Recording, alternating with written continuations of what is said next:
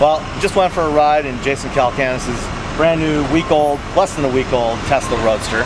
It's number 16 of the regular production run, number 41, 43 total. Yeah, yep. Something like that. Yep. And it's one of the first cars built with the new updated drivetrain 1.5, which means it's got the new single-speed gearbox, the upgraded power electronics and motor, and it's got the full performance that was originally promised by Tesla when they announced the Roadster a couple of years ago. 0 to 60 in under 4 seconds, 130 mile/hour top speed, and when driven sedately, you can get about 220, 230 miles on a charge.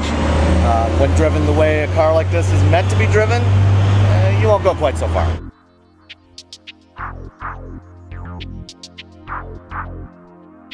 So I have questions for you. Okay. Since you're an expert on this stuff, about Tesla as a company.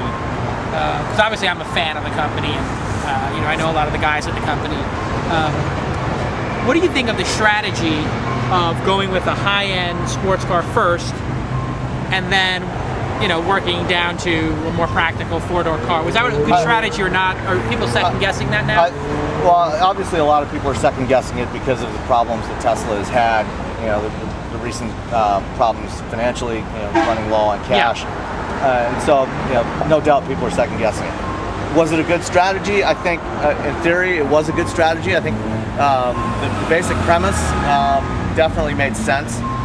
And if it hadn't been for the problems that they had developing the car, some of the development problems they had along the way, and I think more importantly, the logistical issues they had with manufacturing it. Yeah. Those things, yeah, if they had had some more experienced automotive people in the company early on who could have said, you know, raised some red flags about the way they wanted to do the production, with battery pack coming from Thailand and the car from England and so on, then they might have been able to keep their costs down, because the idea of selling a high-end car and being able to do it relatively profitably from the start, and then using that money to finance the development of more affordable cars, I think made a lot of sense.